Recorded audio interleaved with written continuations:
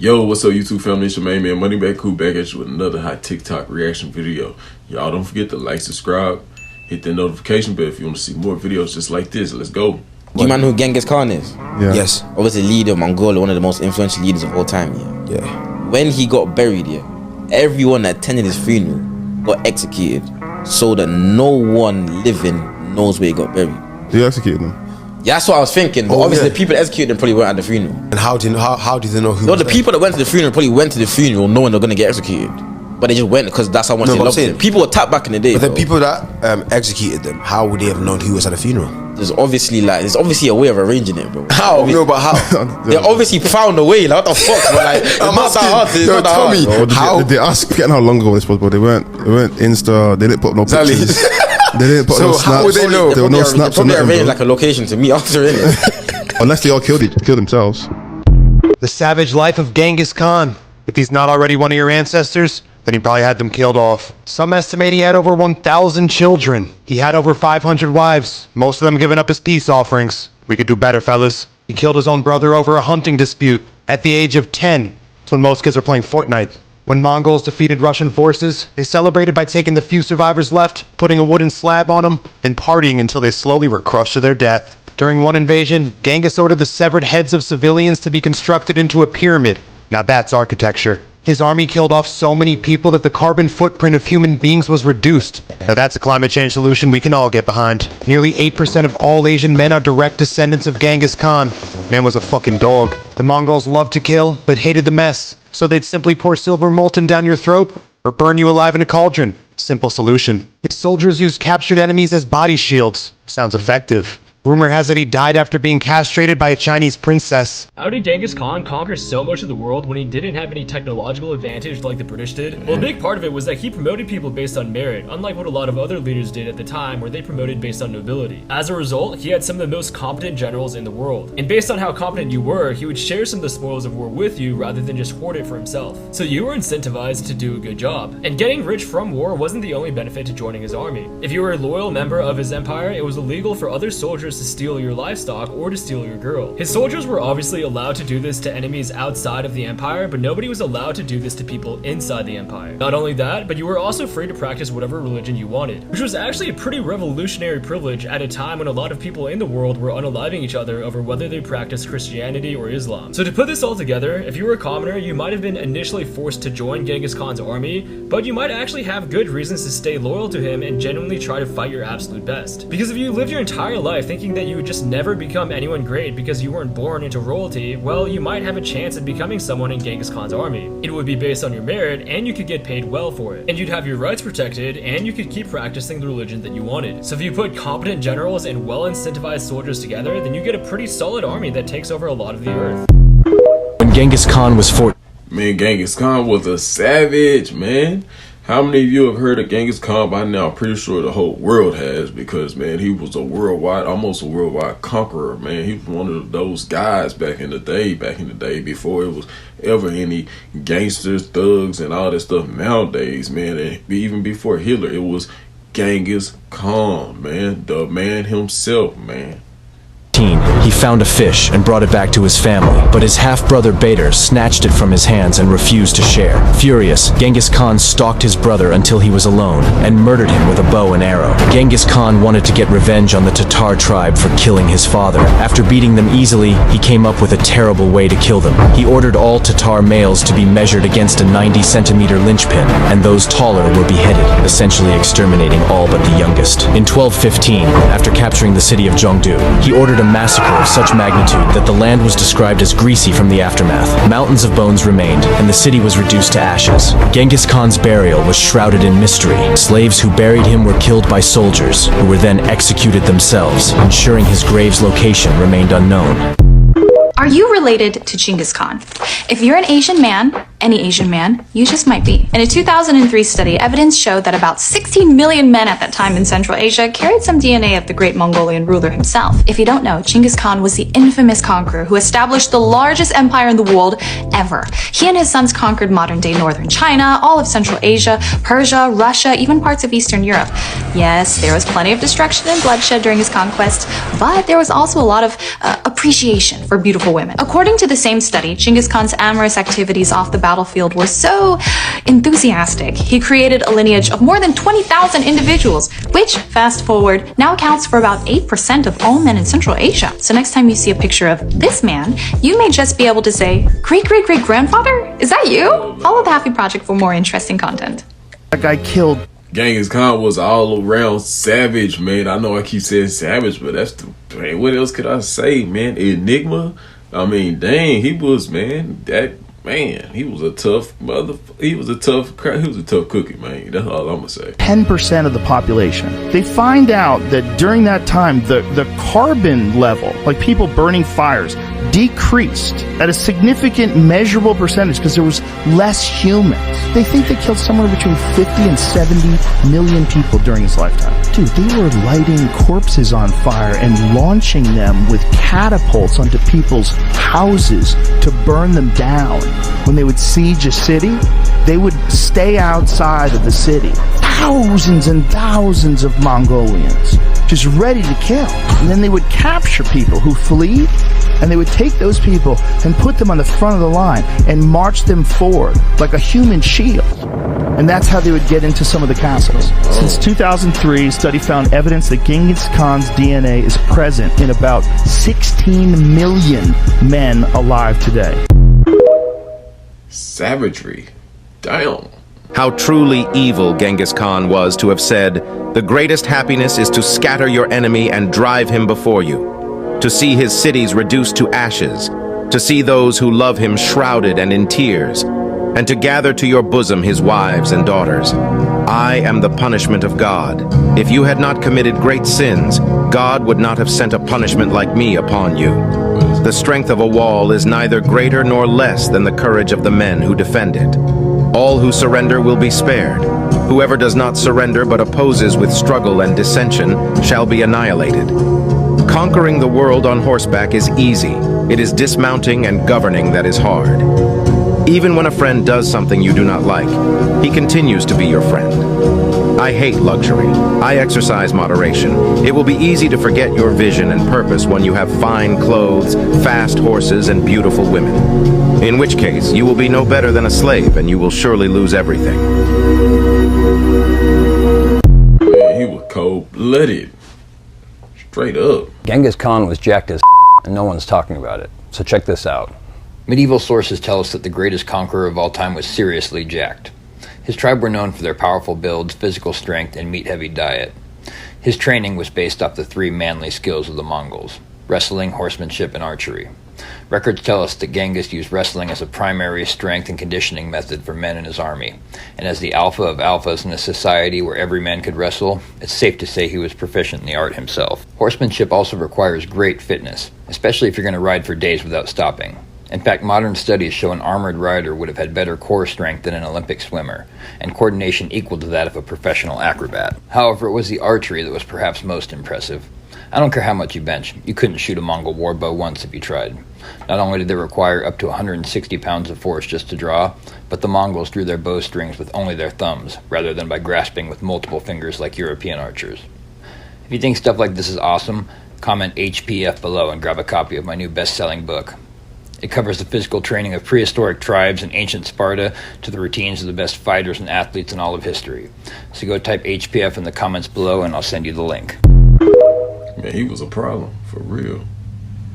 Genghis Khan's daughters transformed him into the ultimate beast of the East. Genghis Khan excelled in the art of daughter diplomacy, a strategy employed by many rulers. He would arrange marriages between his daughters and allied kings, but with certain conditions. One such condition was that the king had to dismiss his other wives to marry Genghis Khan's daughter. Additionally, the new son-in-law would be assigned military duties in the Mongol wars.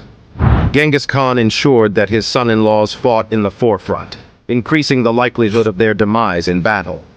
This cunning tactic allowed his daughters to inherit the empires of their deceased husbands. As rulers, their primary responsibility was to protect the Mongol homeland. While their father continued expanding the empire, it can be said that the success of Genghis Khan was greatly influenced by his daughters, who served as an important shield. Man, he was a force to be reckoned with. In 1219, Genghis Khan launched an invasion of the Khwarezmian Empire, then ruled by Shah Muhammad II. The city's governor surrendered the city on Toluiz, Genghis Khan's son, promised that the lives of the citizens would be spared. As soon as the city was handed over, however, Toluiz slaughtered almost every person who surrendered. Genghis Khan sat on a golden throne, and he ordered the troops captured during the siege to be brought before him. In a chilling display of power, he had these individuals executed in front of him. The scale of the massacre was staggering. Genghis Khan ordered the counting of the dead, revealing an appalling toll of around 700,000 corpses. Persian historian Juvaini, however, claimed a more staggering figure, exceeding 1.3 million. Certain structures, like the tomb of Ahmad Sanjar, survived the attack. The siege of Merv remains one of the bloodiest captures of a city in world history. Man, that's wild. This is Genghis here, Temujin. Right? He's the founder. And all the original pictures of him is dark black.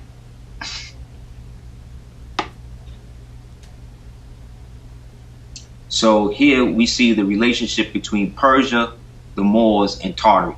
And soon, with a few Moors who were detained in China, having 30 years into before and permitted, but was permitted their religion, of which they could lay almost nothing but Muhammad, who was a Moor, and their father were Moors, and I am a Moor, with some other words from their our Quran, wherewith the abstinence from swine's flesh they have faith until they take them all. So this Cathay kingdom is what we erroneously today call Tartary. And out of Tartary came China. So when they talk about Temujin, who is Genghis, and then before him Tamerlane, or who, you know what I'm saying, or whoever, who started these crusades out there to take land. This was the eastern side of the people who was helping us put down the Roman Empire. So we was banging on them in the west, they was banging on them in the east. And by the time they were done, that was it. Lord.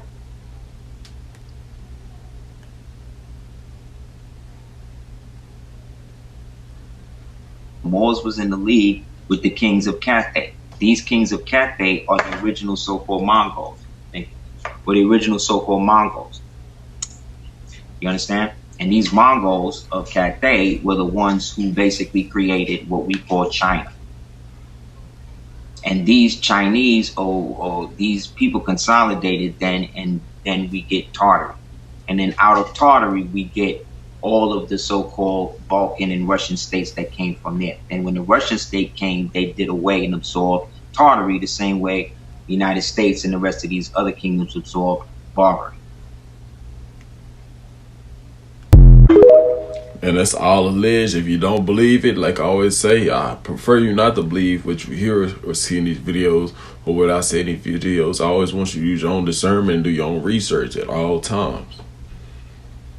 Everything they taught us about the Great Wall of China is a lie. There is a theory that the Tartarian Empire actually built this structural wonder. The more you look into it, the more this theory makes sense. First, the size of the wall will blow your mind. The wall is long enough to span the distance from New York to London, London to Moscow, and Moscow to Beijing.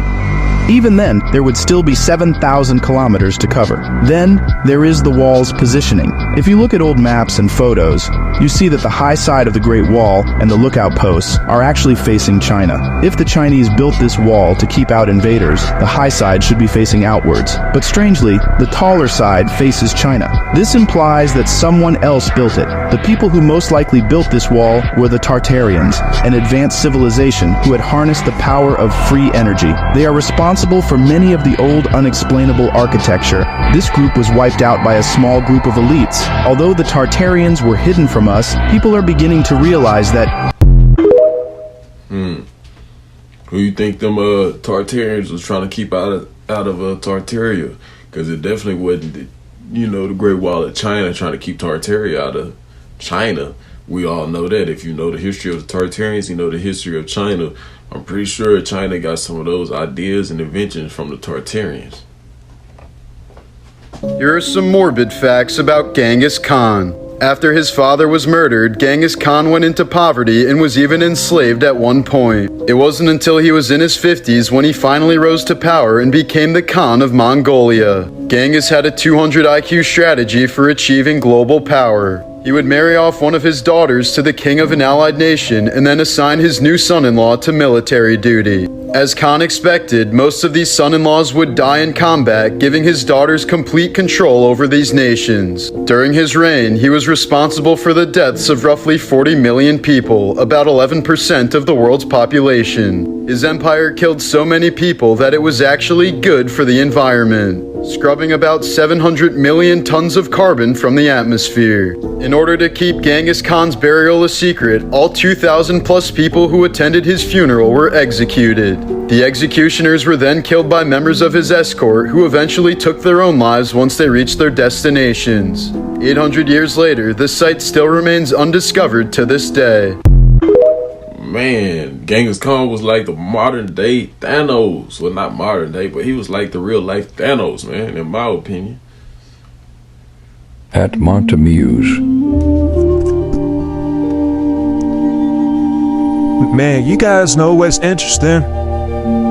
Is that when I point out the similarities within the culture, right? And how we can see that these Mongolians, that's what they are. Mongolian. Mongolian is a compound word. You got Mongol and you got Ian. Okay? Just like you have Ish, you have the Ooze, right? I don't want to say the J-U right now. And you have the Ish. These people have copied and mimicked the originals. Look at the headdress of the Mongolian of Central Asia. And then take a look at the Coca-Cola, okay? Right? Of the Indian Islands, who have the exact, it's very similar. Very, very similar. So, who got it from who, or how is this coincidence? How about the fact that they put the mask on, where they cover their face for tribal dancing? Where they put something to summon a spirit, right? All throughout Asia. All throughout Asia. All throughout Asia. Some things they don't want you to know. Right? They worshiping you and stuff like that, and how you are the Aryan race who brought civilization to the entire earth. Yes, even into Japan and China. Like as you can see right here, you got the statue outside of Singapore, the temple, cigar, basically it's like a cigar Indian statue. It's the same thing. Look, come on, we have to follow. The being has a cigarette in his mouth. We already spoke about how the jinn, right, was pre-religion, right? This is before religion. Then the jinn are you. Right? You either looked at as a jinn, you looked at as a demon, or you looked at as a god incarnate within the flesh. Even down to Africa, he was called an Orisha of the Yoruba people. The Yorubas do not dress like this. This is an American attire. The axe, the gold armbands. Alright? You are everywhere. okay?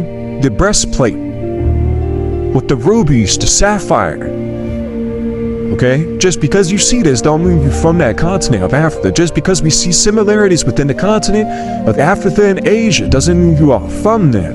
It just means you brought civilization to that place and to those people. They called you Sambo as an insult, okay? But then you look up Sambo, you see there's a place in India called Sambo. You can also see that the people practice a martial art style called Sambo in 50 countries. Let's look at where Sambo comes from. Examples of Sambo, okay? A name can be found as far back in the 19th century, right? And Vanity, okay? 1847, William M. Tartaria, whatever, Decoré, or whatever his name was, right? The black-skinned Indian servant. Let's read that again. Reread that again. The black-skinned Indian servant of Setley family, right? Called Sambo, similar in Uncle Tom's Cabin, or Harriet Beecher Stowe, one of the what Simon Legree's overseas. His name Sambo, instances of it being used as a stereotypical name for African Americans, can be found as early as the Civil War. The name Sambo became especially associated with a children's book, The Story of Little Sambo, by Helene Bannerman, published in 1899. It was the story of a Southern Indian and was taught to African Americans around the same time that all this stuff was popping off with these books. And they talking about that it was an Indian servant who was shipped across the entire earth to literally work for everybody, the so-called American. And they're calling you a black-skinned Indian. But people thinking that we're talking about modern Indians. When did they go into mass captivity? They're talking about the Indian you in American. Right? Published in 1899, it was the story of a Southern Indian boy named Sambu, okay, who outwitted a group of hungry tigers. Bannerman also wrote Little Black Mingo, Little Black Quasha. Right? We going through it, man. What? Sambo is a derogatory label for a person of African descent. Right? We can go what an African really means. In the English language, historically, it is a name in American English derived from a Spanish term for a person of African and Native American ancestry. Indian is all kind of tying into each other, isn't it?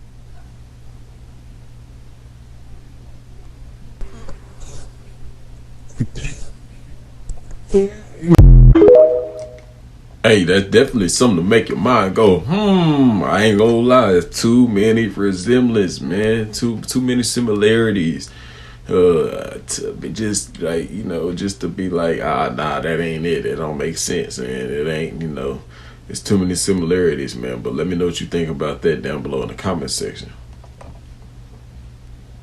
Do you know how Genghis Khan died? Yes, what killed the man who once ruled a third of Asia? Well, the exact cause of his death, in fact, remains a mystery. However, there have been a couple of theories. One thing we know for sure is that he died within 8 days of setting off to eastern China in 1227. Now, one of the popular theories going around is that Genghis died after falling off his horse. Yes, apparently the injury from the fall was so severe that it killed him. Old Russian texts, however, claim Genghis died another way. They believe that he was shot by an arrow and died from a resulting infection. Another source claims that Genghis was murdered by an Asian princess. Yes, they say that a princess who was captured by Genghis stabbed him with a hidden dagger. Now, it's difficult to say exactly which source is correct, but a more recent study found some very strong evidence. You see, during the 1200s, there was a deadly plague spreading in Eastern Asia. The study therefore concluded that Genghis, along with some of his soldiers, died after catching this terrible illness. Hey, well, you never know, man. So I guess we'll never find out how he really passed away unless we do our own research. Ain't that right? Like always, don't listen to what you hear or see in these videos. Always use your own discernment. Always do your own research. It always helps you out. And with that said, y'all, that's the end of the video. Appreciate y'all for watching. And don't forget to like, subscribe on your way out. Man, it's your main man Coolsy. I'm out. Holla, y'all take it easy. See you next video.